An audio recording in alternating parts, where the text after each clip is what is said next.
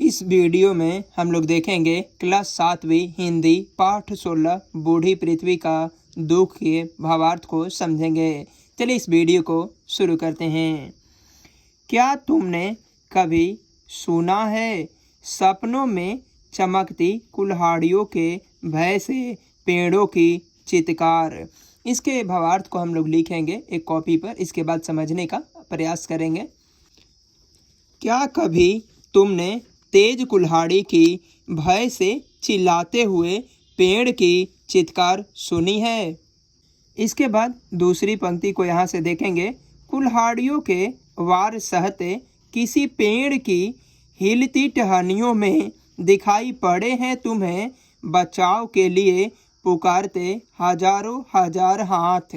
इसका अर्थ में हम लोग लिखेंगे, जिस समय पेड़ काटे जाते हैं, पेड़ कुल्हाड़ियों का वार सहता जाता है, उसकी टहनियाँ हिल जाती है, लेकिन पेड़ अपनी बचाव के लिए अपना हाथ नहीं बढ़ाते हैं।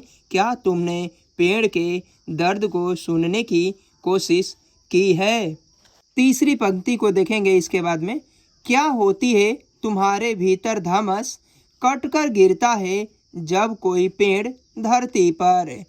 जब कोई पेड़ कटकर नीचे गिरता है, उस समय तुम्हारे हृदय में धमस कंपन होता है।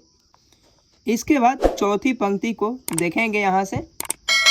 सुना है कभी रात के सन्नाटे में अंधेरे से मुंह ढाप किस कदर रोती है नदियाँ। आज दूषित पर्यावरण के प्रभाव से नदियाँ जो अंधकार भय से मुख झाँप कर रो रही है, उसके क्रीदन के रात को सुनने की कोशिश किया है।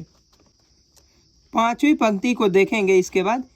इस घाट अपने कपड़े और मवेशियों धोते सोचा है कभी कि उस घाट पी रहा होगा कोई प्यासा पानी, या कोई स्त्री चढ़ा रही होगी किसी देवता को अर्घ।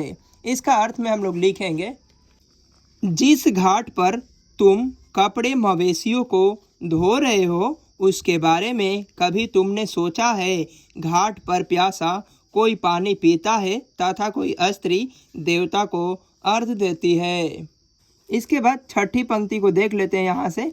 कभी महसूस किया है कि किस कदर दहलता है मौन समाधि लिए बैठा पहाड़ का सीना, विस्फोट से टूटकर जब छिटकता दूर तक कोई पत्थर। आज बम विस्फोट के द्वारा पहाड़ तोड़ा जा रहा है। क्या तुमने कभी महसूस किया है कि मौन चित्त के रूप में शांत बैठा पहाड़ का दिल किस प्रकार दहलता है। सातवीं पंक्ति को देखेंगे इसके बाद।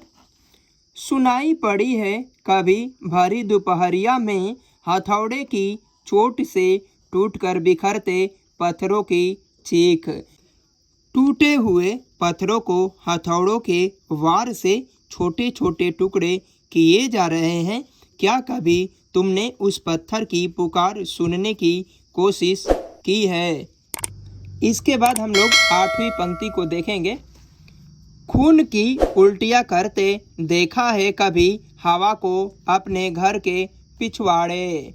इसका अर्थ में हम लोग लिखेंगे, दूषित हवा से लोग परेशान हैं, मानो कि वह खून की उल्टी कर रहा है।